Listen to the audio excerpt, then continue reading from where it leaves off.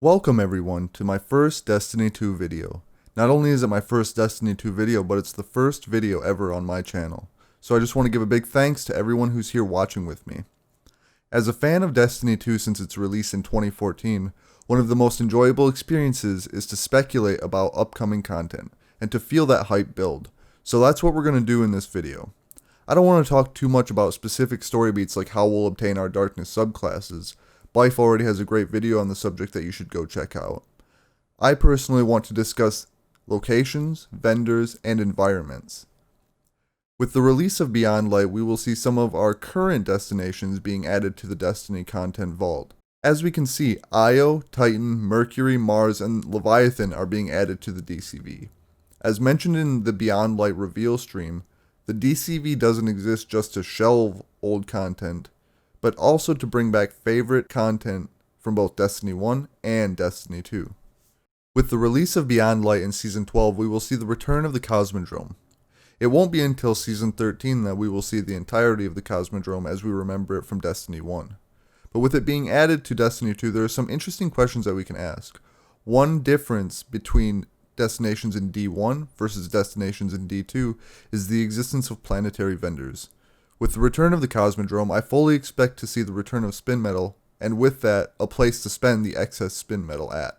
Who will serve as this vendor? I have a couple of guesses, but those guesses involve spoilers for the end of Season of Arrivals, so anyone who's watching who wants to avoid spoilers, I'll include a timestamp on the screen right now.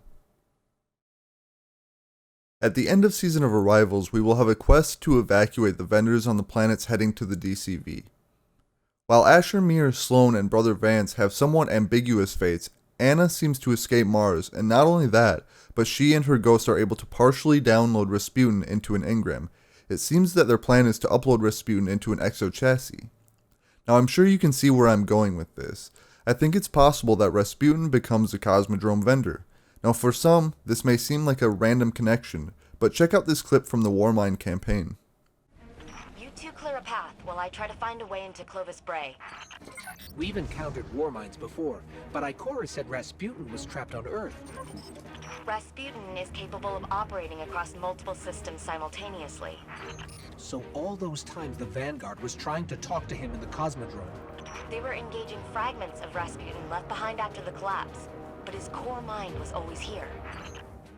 As we can see from that clip, it was widely thought that Rasputin's core was in the Cosmodrome, but it was really on Mars.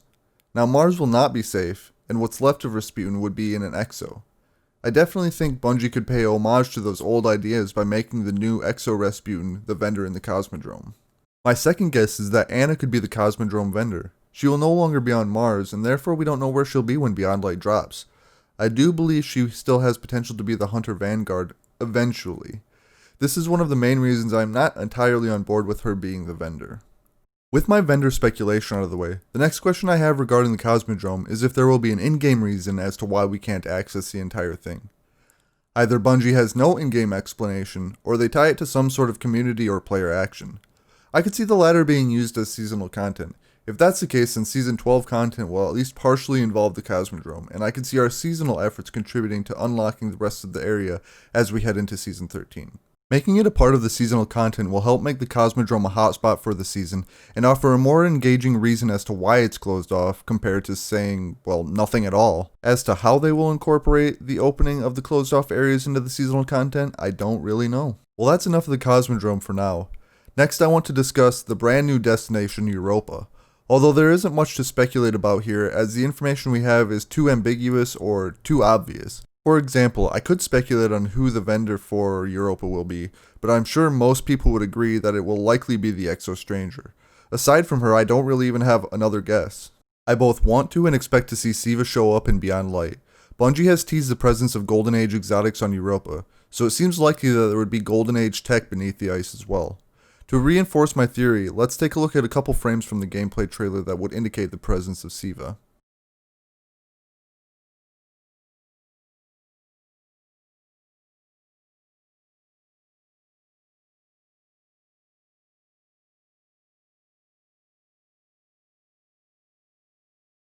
Aside from Siva, I believe that Europa will be where we enter the Vault of Glass when it returns later in Year 4. I doubt Bungie is bringing back Venus, and the only other planet we've ever seen an entrance to the Vault of Glass is on Io, which is also being vaulted when Beyond Light drops. So that only leaves so many destinations where we can enter the Vault of Glass. And if you look at the gameplay trailer, you can see large Vex constructions on Europa. So that leads me to believe that that's where the entrance is going to be. And that will conclude my very first video. Feel free to discuss either my theories or your own in the comments. I'd love to hear your thoughts. If you enjoyed the video, a subscription is always appreciated.